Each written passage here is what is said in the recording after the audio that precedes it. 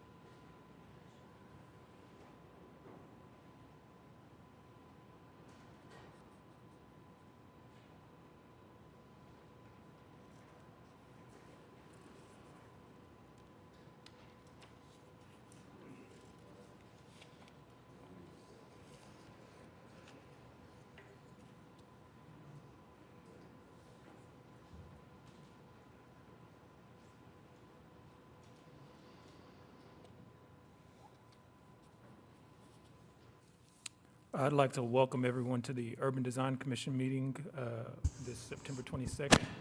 We'll go ahead and call the meeting to order. The following guidelines are in place for meetings in the City Council chambers at City Hall. Only the south entrance to City Hall will be open. Air purifying machines have been installed in the chamber. Hand sanitizer machines and disposable face masks will be available. Citizens may address the commission on agenda items by responding to chair calls for speakers during the discussion on each item. All comments must be relevant to the item. The chair presiding officer may, in his or her discretion, prohibit a person from addressing the commission and/or remove that person from the council chambers if that person commits any disorderly or disruptive behavior. Disorderly conduct includes, but is not limited to, any of the following: speaking without being recognized by the chair or presiding officer, continuing to speak after notice that the speaker's allotted time has expired, presenting comments or materials not relevant to the item under discussion, failing to comply with lawful instructions of the chair or presiding officer, engaging in any other conduct, activity, or speech that delays pursuant to 21-280. Disruptive conduct includes any conduct that is violent, threatening, abusive, obscene, or jeopardizes the safety of self or others. A person may also be subject to arrest and removal from the municipal building for violation of the Oklahoma City Municipal Code. With that, we will go ahead and call roll. Commissioner Peoples, Commissioner Uday, Present. Commissioner Blatt, Present. Commissioner Charneco, Present. Commissioner Guillory, Present. Commissioner Holmes, Commissioner Miller, Present. Commissioner Wynn, Commissioner Varnum. That completes the roll. You have quorum. Thank you. With that, we'll move on to the approval of minutes. If commissioners want to take a moment to review those, and I'll take a motion whenever someone is ready.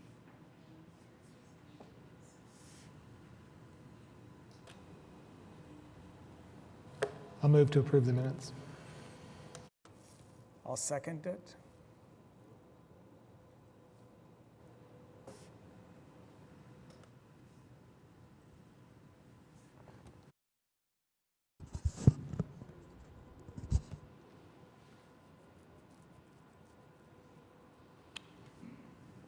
Okay, it looks like the approval of the minutes is passed.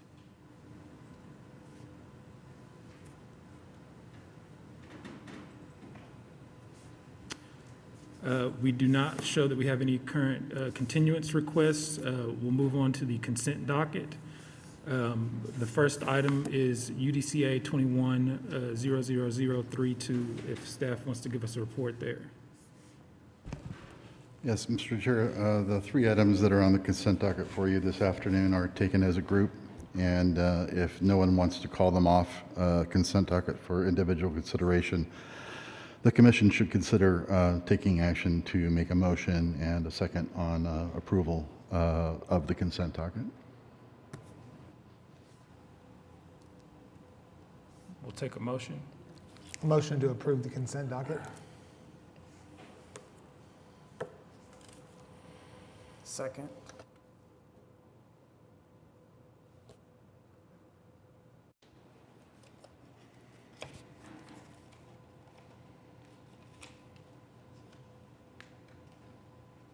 We're a little frozen right here. Yeah. May I ask who made the motion in the second? You motion? So motion for Blatt Second by Charnico. and second by Charnico? Open vote.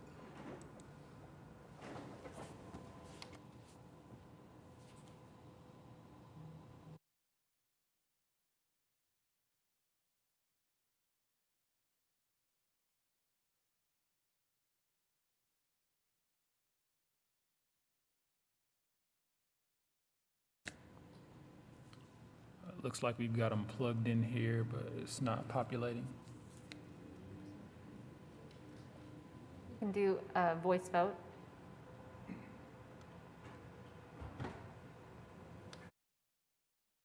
There it There goes, we it go. showed on the screen. Motion passes. I don't think it recorded Commissioner Blatt's vote. Do you want to take a verbal just from Commissioner Blatt? Can we do that?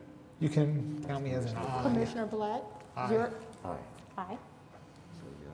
Yeah. Now click there. Close vote. Save and close. Are you able to see it? It's showing it correctly It's now. showing, it passed. Save and close. There you go. Activate the next item. As soon as it stops. There you go. Okay, moving on to cases for individual consideration. I show we have two UDCA 21-00001. Yes, Mr. Chair, this item was continued from the UDC meeting on August 25th, 2021.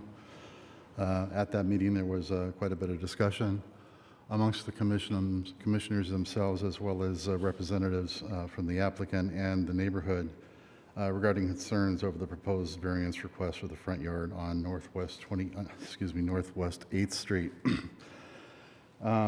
There was concern expressed by the commission that perhaps not everybody in the immediate area had been advised of the proposed variance request or was aware of the hearing, and the applicant had not brought anybody of any support, and there was one representative of the neighborhood who voiced some concerns about the setback at that meeting.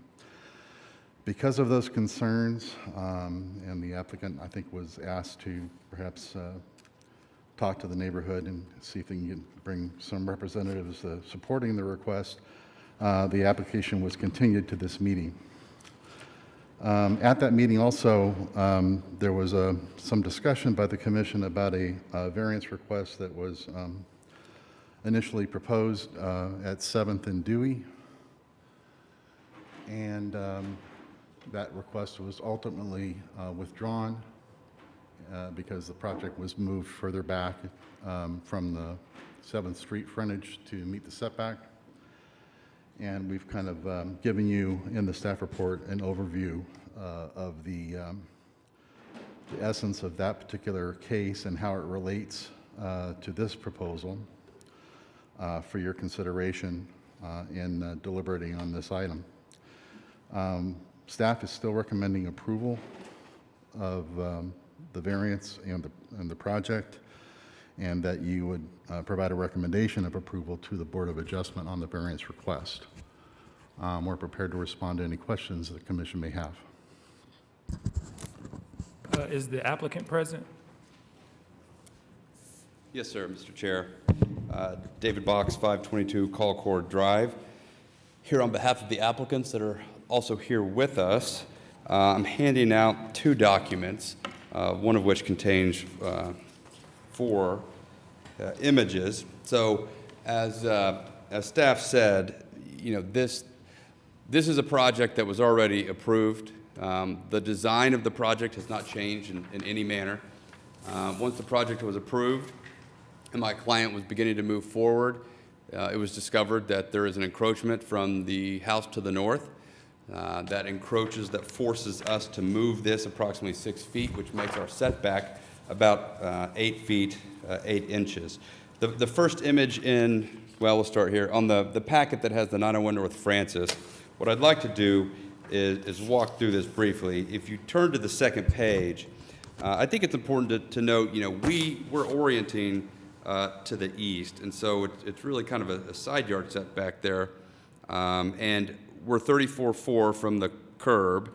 To the east is 38.4. So, that line, that 38.4, is different than what's to our west. And so although we're outside of the range of setbacks, we believe that the code allows for situations like this to where there are unique circumstances on the site that would warrant a project like this to still be approved. The problem is the space that has been taken by the home to the north makes the current project not work based upon the square footage that you would have to take out. The alternative would have to be to redesign the entire project, and it likely comes in another form that we think makes it not as good of a project and not as good of a product for the neighborhood. So I hope everyone had a chance to read staff's report. It was a very thorough analysis as to why specifically they recommend approval. They analyze other circumstances within the neighborhood as it relates to setback.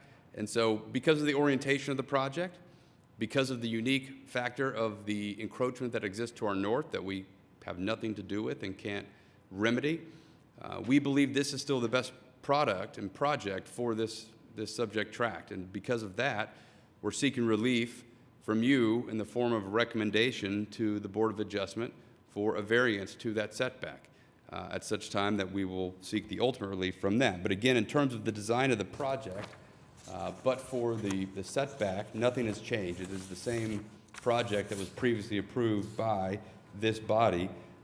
We just find ourselves now in a position of having this encroachment that doesn't allow for the project to be built, but for sliding it to the south approximately 6 feet. When you look at the townhomes to the east, we think that the line along the street will still match similar. We're talking about 4 feet. In the grand scheme of things, we believe 4 feet to be compatible, and since they're both prominent corner buildings, we think that like staff, means that it's still compatible and will make for a good project within this neighborhood. So we'd be happy to answer any questions, and we're asking for your approval. Any questions from commissioners?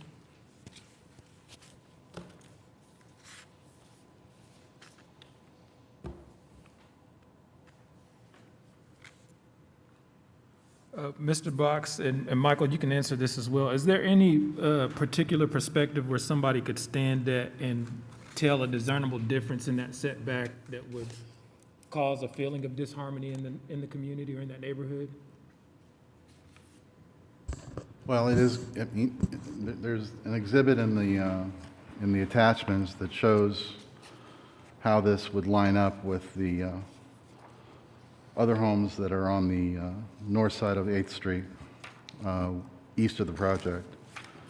So it is going to be quite a bit forward of those homes that are located to the west.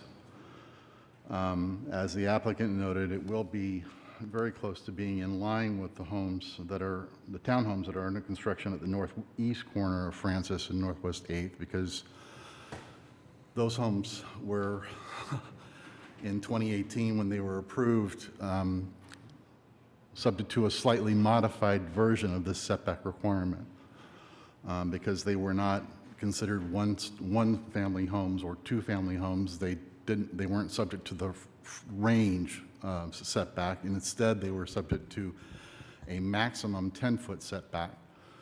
And there was 2 units in the 9 that were further than 10 feet from the street on 8th, and so those 2 units needed a variance that is kind of a flip-flop of the variance here, because that was a maximum setback and this is a minimum. So with respect to how this house would line up with the houses to the west on the north side of 8th Street. They will probably be, I would say, about 4 to 6 feet closer to the street than the other homes that are there. Mr. Chair, if I may, in the handout that I have, it's comparing the setback of the townhomes to the east of our site. Also, I think it's an important fact to consider. If you look at the setback of the homes to our west, those are all oriented to the south. Our structure is oriented to the east.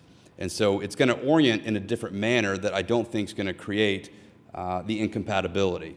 We believe that it's within what you would expect based upon the very large structure that is to the east of Francis with those townhomes. There, again, it was this anomaly in the code as it related to how they achieved their setback. But we're talking 4 feet. Again, this wasn't my client's desire, but for the encroachment that exists to the north that we had nothing to do with. We're coming to you with clean hands on this, seeking some relief to allow what we think is a very compatible, good project. The alternative is having to redesign. And it probably takes the form of some form of multifamily or otherwise. We think this is the best project for this site. So we're seeking the relief from this body and ultimately the Board of Adjustment to achieve that. It's not often that I get to stand next to Mr. Philbrick and tell him how much I agree with him, but here we are. Do we have any members of the public here to speak on this item? Please give us your name and address. My name is Sean Cobb. Address is 819 Northwest 7th Street, so I'm 1 block south. They keep tossing out 4 feet, but it's really 6 feet. Setbacks are by the block. This would be the 7th house on that street out of, and 6 of them are already built. So 86% of that street has a setback that's already established. Compared to the property they're talking about that's east of this, that's making them claim a 4-foot difference based on their 2-foot difference. That is irrelevant because these projects are already done and going. I'm more concerned about the stuff that hasn't happened yet. This will impact my street that's not done yet. I've got 50% left to do, and if they're saying that what's happened across on this block should affect what happens to their situation, that means that later someone can say, well, look what they did over there, let's do it over here. And 6 feet on my street is huge. And I don't think it's fair for the other 6 houses that are on that street that, it's, personally, I don't have a problem with the design, and you guys obviously don't have a problem with the design, but you approved the design based on the fact that it was going to fit the rules of setbacks. So the design being approved is irrelevant because the design is different. It's in a different spot. It's a totally different project. I think that that's reason to redesign it, and I wouldn't completely be surprised if they knew that going into this. And the orientation of the lot being different and it being a unique situation, they knew that before they bought the project. It's not like it turned to a different orientation, and they originally were trying to follow the setbacks. I mean, I get it that there's a cost involved with them redesigning, but there's a cost involved with the project that I've put down, that I followed the setbacks and I followed the rules, and I want everyone else down on my street to do the same thing. And that's all I have to say. Just for clarification, is your issue with the setback variance on this particular project, or is it the chance that it may end up spilling over on the Our 7th neighborhood Street? has gone through the issue of setbacks a lot. We've jumped through a lot of hoops. We've been in this same room many times talking about it. We feel like we've got good ordinance in place that's as good as it's going to get. It's important. Setbacks are important to our neighborhood. Anyone developing in our neighborhood needs to know that that's important to our neighborhood. Thank you. Sir, will you please sign in and write your name and address on the sign-in sheet there? I will. Thank you.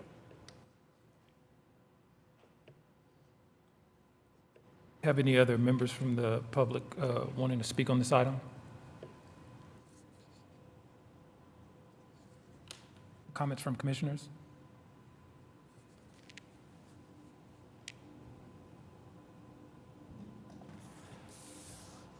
I took a long look at this, and I think there's a couple of things that are unique about this project. One, obviously, is the orientation of the house, how it presents itself to the street. If you had a bunch of narrow lot front yards all at the same setback, and one of those stepped out of line, I believe that would present itself as a very significant anomaly to the setback. I also think the fact that it is very consistent.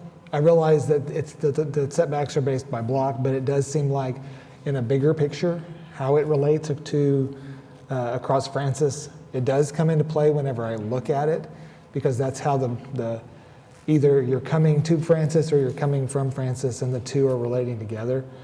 The fact that all the rules were followed from the beginning, and it went through this board or this commission without any issue, and this was discovered after, I think that's a valid point. It wasn't that somebody came and said, I see the lot, I have 44 feet, and that doesn't work, so I want to have a variance. It was more of we've done everything that we were supposed to do, and we've found something. I do think that's valid when going for a variance, because you can go for a variance and say, this was something that we did not anticipate, and it presents a hardship. So in that light, I mean, I understand this is not what anybody wants. It's not what we would set as precedents. But for me, looking at this specific site, it seems to be an anomaly. And it seems to be something that is the reason why we have variance opportunities available to us, so that we can address these. We are making a recommendation. Obviously, it's the Board of Adjustments that has to make the final call. But it does not seem inappropriate to at least pursue a variance, considering the orientation and the conditions that got us here. That's the way I looked at it, and I kind of tried to consider it from both sides. So that's where I stand on it. Thank you. Any other comments from commissioners?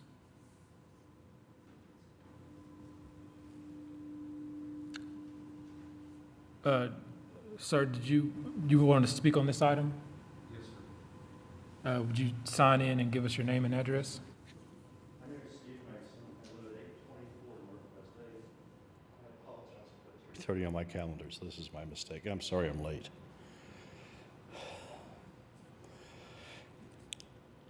At the meeting a month ago, it was requested that they go speak to the immediate neighbors. Was that done?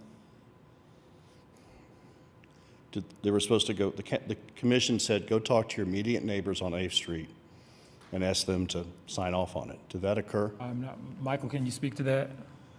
I have to ask the applicant.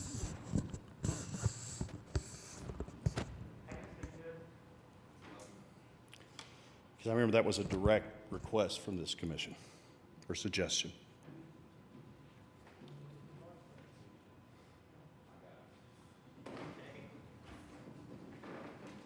So we did we did make contact with one of the immediate neighbors. We attempted to meet with all of the immediate neighbors to the west. To my belief, I don't think any of the neighbors here are immediate neighbors to the west. But both my clients went door to door attempting to meet with them. I don't believe I don't believe there's any letters of protest from the immediate neighbors, and I don't believe any of the immediate neighbors are here. And my next two comments are procedural questions, because we pride ourselves on fair public participation in this city. When something's continued, should the neighbors get public notice of another hearing? I'll let council answer that. Can you hear me? We do not send additional notice out, but they have notice, because at this meeting, it was announced that it would be continued to the next meeting. Okay. Then I have a second public participation question. I've served on the state Environmental Quality Board for 20 years. I've been environmental permitting my whole life. And certainly at the DEQ, when you publish notice for public notice, and it says in applications at City Hall, If it's at the library, that public notice is invalid and they have to start over. When I spoke to this commission a month ago, I mentioned that the website listed on the document was wrong. And it was my understanding you guys were going to correct that. So I received a public notice for something he did, I think, on your consent docket at 1634 Blackwelder, and it still lists the wrong website. So I would suggest from a public participation standpoint, this is an invalid meeting.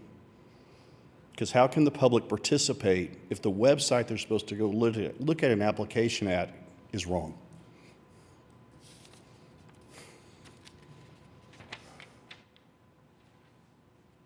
It was posted wrong or something?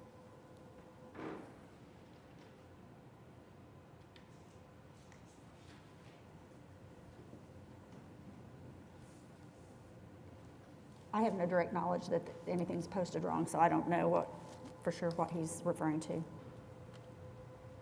We did have a link on a notice that was an inaccurate website link, although it did have accurate information for the meeting date, time, staff contact information, our office information. With this not being a virtual meeting, being an in-person meeting, and with all the additional contact information, I know I would defer to you if you think that one link being inaccurate invalidates the Did it have the function of the date? notice. The date? It had the date of the meeting, the time of the Time, the meeting, the place. location. I think it's valid. I mean, my understanding is that's what's legally required to be on the notice, is the date, time, location of the meeting. Right. So, we certainly apologize for the error, and I'm very sorry and embarrassed that it happened on an additional notice. So we will make sure that that gets corrected and that template for the notice is revised or deleted. But I do think that there's ample information for an applicant or a neighbor, an interested party to contact staff if they find that the link doesn't work for them. And I would say we have calls about that even when the link is correct on a fairly regular basis when people can't seem to find their way to it on the website. But I'm very sorry for that not having been corrected. This says the meeting location is 200 North Walker Avenue, which is City Hall. It says project location, and this is not the notice for this case. I'm speaking to the agenda for today's meeting. That says, one, this is not for this item. This is for a different item, and it says location of the meeting, 200 North Walker, which is this building. Right. What I'm suggesting, I'm calling into question the entire meeting. Because the public notice that, and I honestly can't hear a word you say, but I believe you said it's okay. But for speaking from the public standpoint, the link is wrong. The link was wrong a month ago. To me, that's not allowing the public to participate. And they can't go to a website that's posted to them and look up an application. Yeah, I certainly understand the frustration, but it's my understanding that council believes that the necessary information to have this meeting be considered valid was there, even with the consideration of an erroneous website. So we're going to proceed. Is there any other comments from the public on this item? Yes, sir. I never got any notice about this meeting first time. That's why I wasn't here the first time. I didn't get anything but the second one. I did get something from Board of Adjustments, and that I did plan to go to, which has been moved. I don't know if it's a different mailing list, but I have the same concerns that our neighbors just don't know what's going on. I mean, because talked to a lot of them, and I feel like I'm representing them best I can, but I'd sure like them to be here, and I don't think he was getting. I believe Mr. Cobb's property is beyond the 150-foot radius, so Okay. that would explain why he didn't get a notice. Board of Adjustment is a creature of state statute, which has a different notice boundary, which is 300 feet, which is why he would have gotten notice for the board and not this. Makes sense. Any other comments from commissioners? Questions from commissioners? Well, I will entertain a motion if there's no further discussion on the item.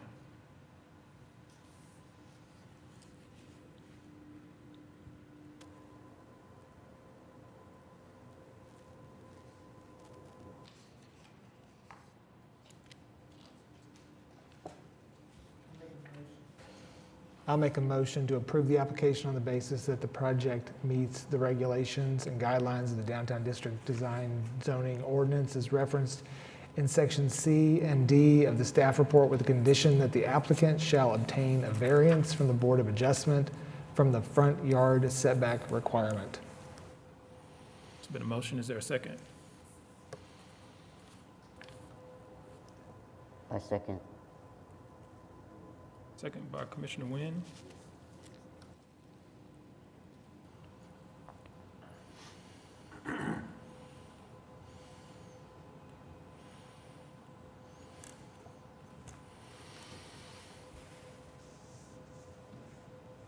Should all be able to cast votes now. The motion made.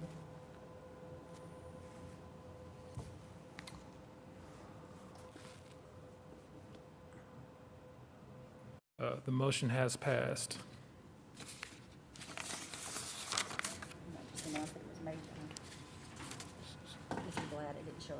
Yeah, the motion was made by Commissioner Blatt. For whatever reason, it did not appear on the screen. Needs to be a second motion made for the recommendation to the BOA. I'll make a motion to provide a recommendation of approval to the Board of Adjustments for a variance from the front yard setback requirement.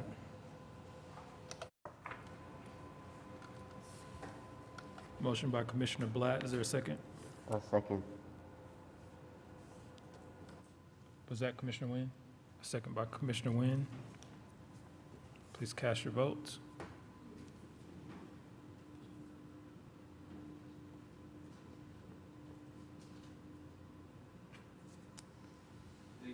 It appears that motion is passed as well.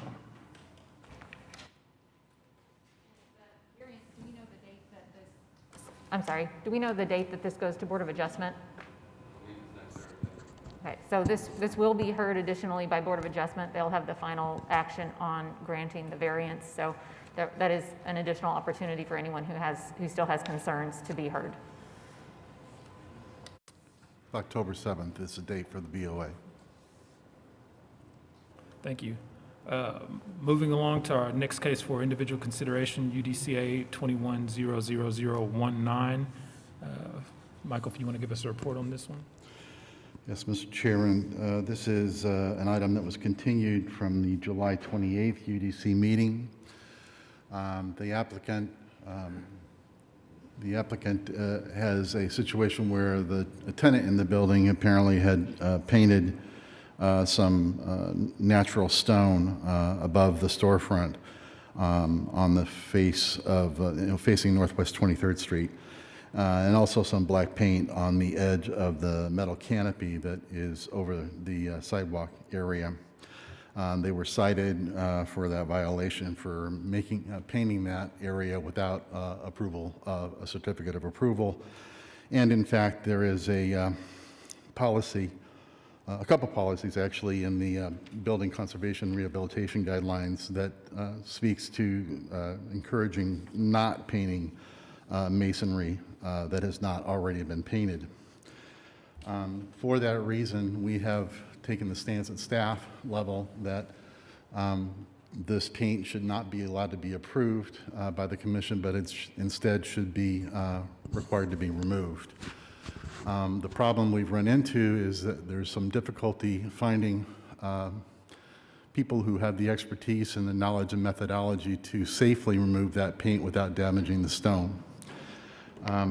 We offered the applicant a 2-month continuance at the July meeting to this meeting to try and get some information to provide to the commission, explaining how they plan to approach this situation.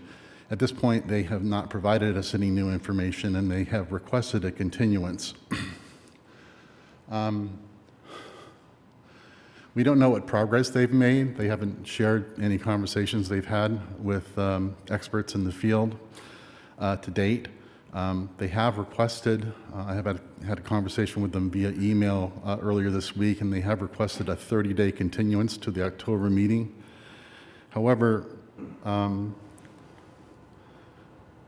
to be able to make that meeting, they would need to have their information into us by like next Wednesday to be able to stay on that agenda. and I'm not sure what their ability is going to be to have that information all pulled together for that continuance. So the request is for a 30-day continuance. I might suggest another 60-day continuance, but it's really up to the commission. The applicant has conceded to or agreed to have a continuance, but their request is for 30 days. Is the applicant present? Would you like to? Okay, I do have one quick question. Is the applicant opposed to a 60-day continuance? Are you all opposed to continuing this 60 days as opposed to 30 days? Oh, am I incorrectly assuming that I thought you raised your hand. Are you not the applicant for this? Okay, so the applicant is not present. I don't think so. Fair enough. No, they don't appear to be here. Okay. So we can continue this for 30 days and then just do another continuance if needed, unless someone feels compelled to do a 60-day continuance. Is there any comments by commissioners on this? What's the difference with us continuing it versus rejecting it and having them resubmit once they have a plan of action? I think one thing to note is that in this particular case, they do have a notice of violation for the painting.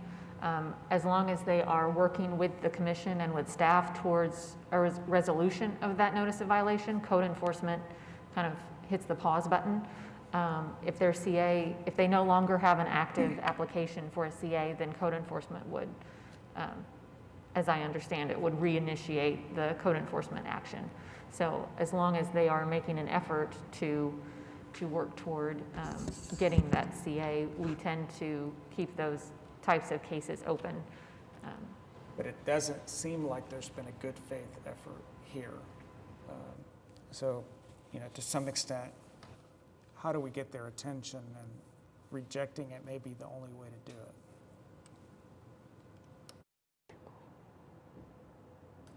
Before we proceed, are there any members of the public that want to speak on this item?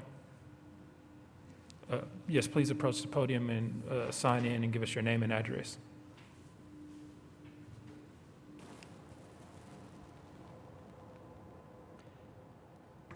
My name is Michael Smith. I live at 814 Northwest 7th Street.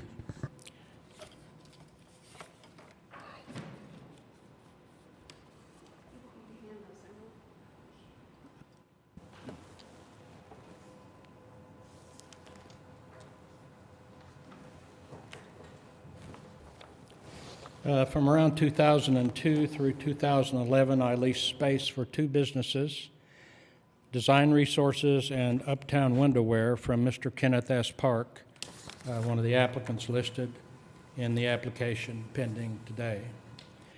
The lease space locations were 315 and 317 Northwest 23rd Street, which are immediately adjacent on the west to the subject property in this application. I recall that one morning during the lease period, I arrived at my business location to find painters setting up ladders and laying out drop cloths in front of my lease spaces. I asked them what work they were planning on doing and was advised that they had been instructed by the building owner, Mr. Kenneth Park, to paint over the adhesive residue left on the building's upper facade following the removal of plywood letters, which had been glued to the stone surface by the previous tenant at 317 Northwest 23rd. I advised the painters that the buildings along this section of Northwest 23rd Street were located within a special Oklahoma City design review district in which painting any masonry service was not permitted, and to do no further work until they consulted with Mr. Park. I then contacted Mr. Park by phone and advised him that the painting he had ordered was not permissible under the city ordinance applicable to the strip of historic buildings he owned on Northwest 23rd Street. Thanked me for letting him know this information and asked my advice as to what a good method for removing the adhesive residue might be. I believe I suggested he contact a company experienced in cleaning facades of masonry buildings. To my recollection, no further work has been done to clean up that facade, and some blotches of the adhesive remain today. The building's owner, Mr. Park, is well aware of the prohibition to painting masonry surfaces of his historic buildings, and no consideration should be given to any claim of ignorance of the UDC guidelines. I might add further that no consideration should be given to the cost of repairing those building facades. Further, there are fairly recent examples of Urban Design Commission and Historic Preservation Commission rulings that owners of properties within these districts must remove paint applied to the masonry surfaces of their buildings. For instance, the convenience store on the southeast corner of Northwest 23rd and Northwestern, which is in the Uptown 23 Design District, and a two-story brick apartment building on the northwest corner of North Walker and Northwest 29th, which is in a historic preservation district.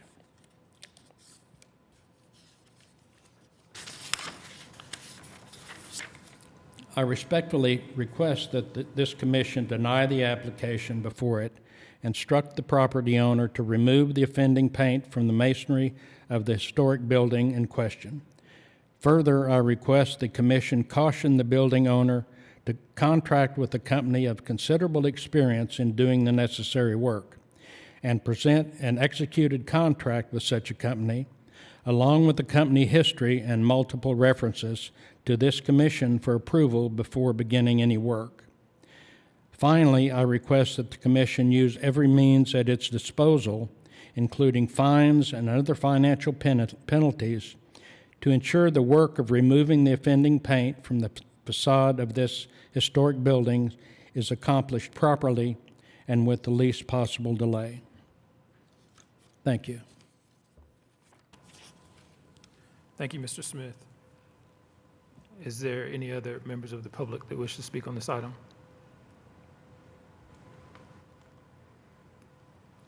Comments or questions from commissioners?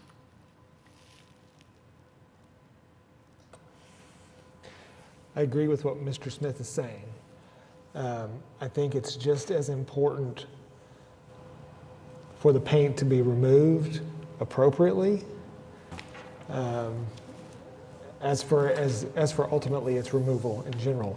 I think that in the absence of the company removing the paint, being contracted with references and a history of successful projects, I think that they have to do a mock-up. There's a lot involved in removing paint, and the amount of damage that could be inflicted on the building if it's not done correctly could be substantial, and it could never be repaired.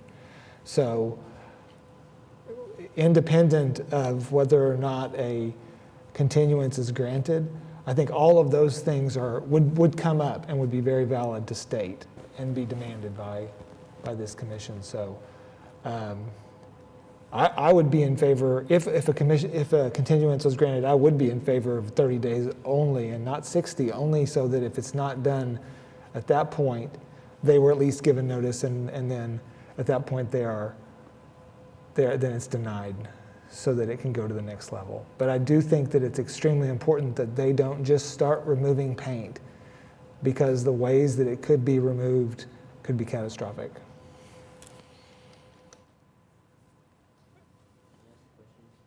How many times have they've asked for continuance? Twice? Since July, right?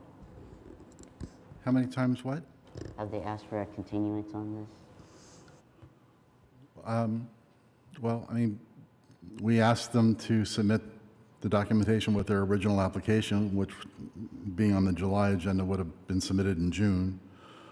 So, and then we knew that was going to be a lot of work, so we gave them a 2-month period to come back to us with more detailed information, and they still haven't come back. And then we've had some intermittent conversations, both in person and via email, but nothing of any substance in terms of their actual contacts with any experts in the field of the paint removal. So I'm not quite sure what progress they've been making over this period of time. And they are aware of the deadline to have those documents submitted for the 30-day continuance that they are currently requesting. Yeah, they've asked for 30 days. I've advised them that they would need to have their new information into us by middle of next week. I haven't heard back from them in response to that comment, so I don't know if they have any ability to be able to meet that deadline or not. I think my perspective would be swayed if they were here to explain the Yeah. progress. And I understand this is going to take a while. I don't know how they're going to get this paint off. I think this is a pretty big challenge, but at least giving us an overview as to what they're doing in light of all the previous time that's lapsed would have been very appropriate. Yeah, that's our concern too. We're in a situation where we just don't know if it's possible to remove it without damaging the stone. And that opens up a whole another bag of issues of how to resolve it, and we don't know what options we might have under that situation. So, Is there a chance that the applicant,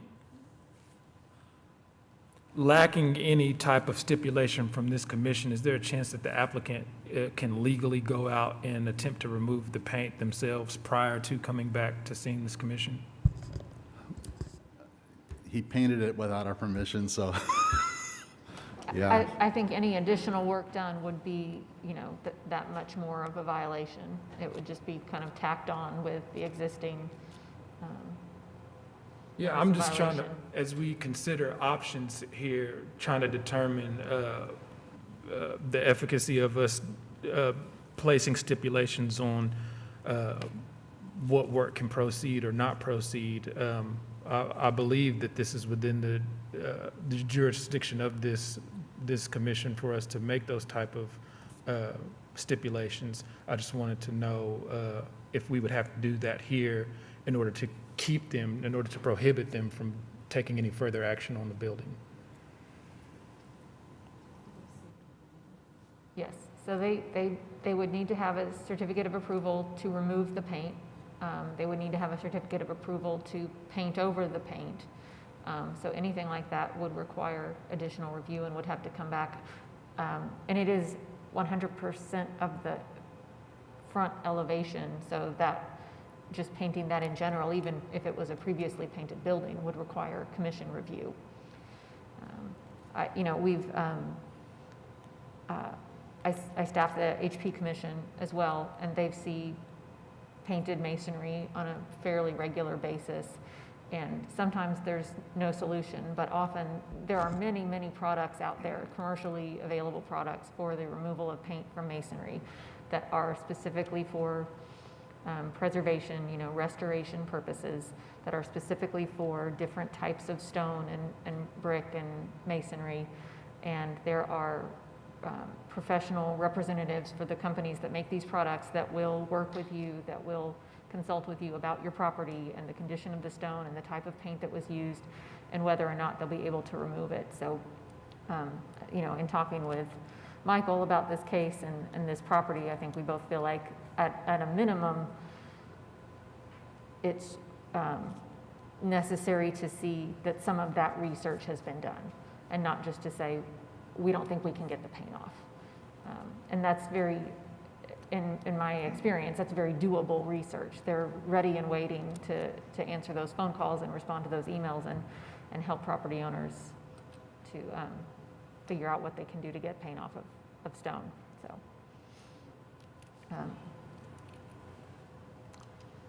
we had a very similar item come up in DDRC, and I know that doesn't necessarily apply, but the owner was given notice that they needed to go and do the effort to find out if they could remove the paint. And they went to extensive lengths with lots of mock-ups to see which ones they They hired a consultant, they went through the efforts, they came and presented all of the efforts. And although some of it was not as successful as we would like to have seen, the effort that they went through was exactly what I think needs to occur in this situation. And if the only way that that level of effort is going to be done is to move them on to the next step and deny it, then that might be the way to do it. And I agree, especially considering the fact that they're not here today to represent themselves and what they've done.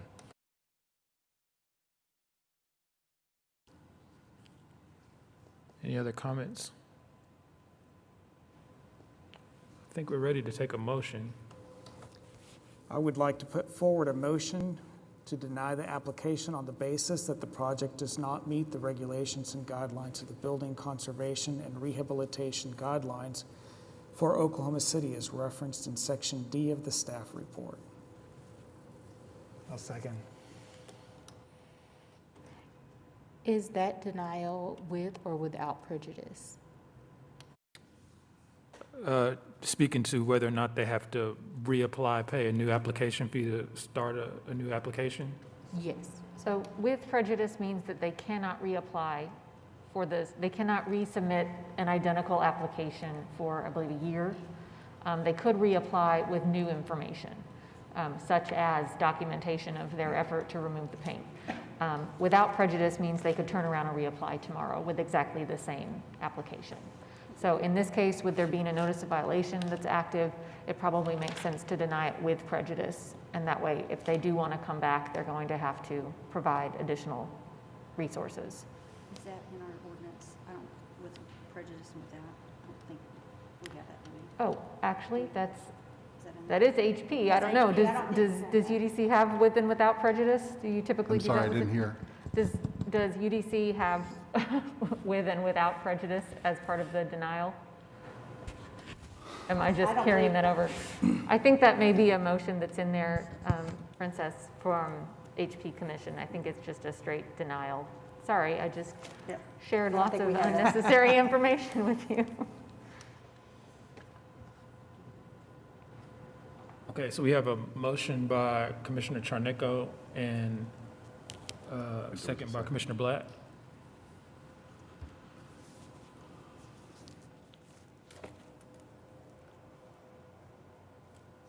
Can you change the second on your side, Princess?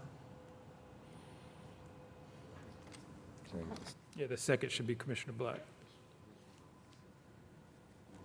I've done that too. It's all good. Thank you.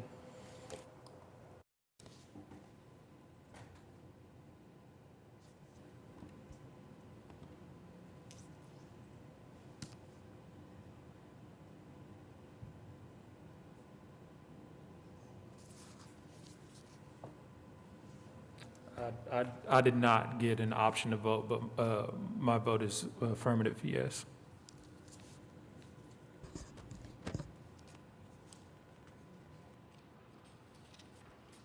Is that Commissioner Uday who said that? Yes. Okay. Yes, ma'am.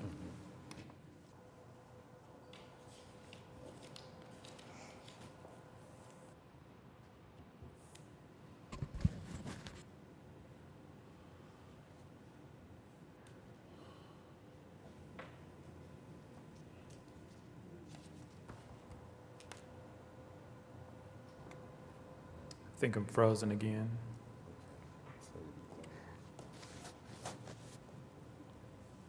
Commissioner Uday, are you able to see the vote? Mine is asking me if I want to second the motion. Okay, well, in that case, I will, Accept your vote. I'll accept your voice vote, and it is passed. Thank you. And Princess, this is Commissioner Nguyen. Oh, never mind. Yep, we seem to have something out of order going on with their screens to vote up here, but Yeah, it's I it's think clear mine just, now. yeah, mine just updated. So. Okay, moving along to other business. The 2020 UDC schedule, do we need to take a vote on approving this? Okay, if commissioners want to review this briefly, and then we'll take a motion on approving the 2022 agenda, schedule.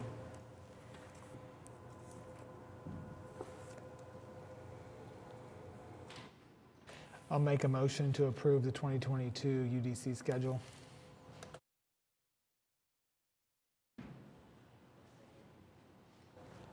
I'll second that.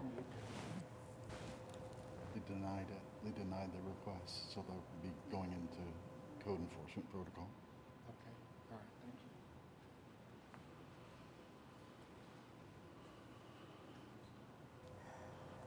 This is painful.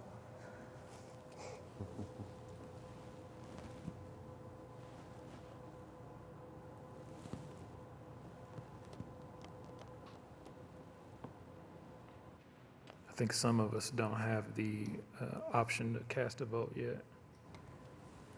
Commissioner Miller, would you like to do a voice vote? Yes. Okay.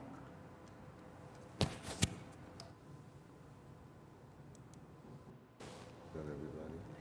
1, 2, 3, 4, 5, yeah. Okay, the item is passed.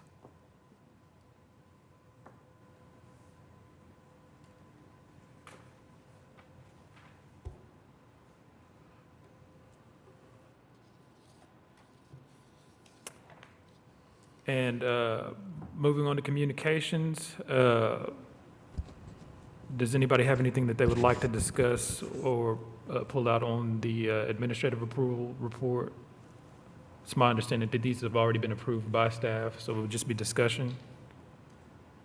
Okay, any comments from planning department staff? I will just note that you all saw months and months ago a presentation on the update to the sign code. And in the next couple of days, you'll be getting an email from staff with a link to a draft of the updated sign code. You can comment directly upon the sign code at that link, but we also want to get it out to you all so you have plenty of time to review it before it comes to this body for a recommendation. You'll get it in your packet, of course, but I know that's always not a big window of time for you to review materials. So just keep an eye out for that information. Comments from commission members? Okay, our next meeting date is going to be Wednesday, October 27th. Do we have items, Mr. Filbert? As of right now, the answer would be no. Say that one more time? No. Okay, so we will, and was the deadline for that The yesterday? deadline was yesterday. Okay, so we will not be meeting. I don't think that we're going to be Okay. having that meeting. We'll see. Do we have the schedule for the November meeting? Did I just? The November meeting is the 17th. It's moved up a week because we're trying to keep it away from the Thanksgiving holiday and give us a better chance of getting a quorum. Okay, and we'll just await from correspondence from staff to make sure that there's an item for that meeting. Yeah, we'll keep you abreast of that as well. Again, the deadline for that meeting would be, I believe, the second or third Tuesday in October. It wouldn't be the regular deadline. It's still a month ahead of the 17th, so it's somewhere in that ballpark around the middle of October, as opposed to when it would normally be on the 26th of October. So it's probably going to be a week earlier than that, like the 19th. Okay, We are hoping to have the sign code to you for a recommendation in November, but we'll keep you advised of that as well if there's any delays in that process. They have lots and lots of bodies to go to for recommendations on that, so sometimes there's a hiccup. okay, thank you. Okay, with that, we are adjourned.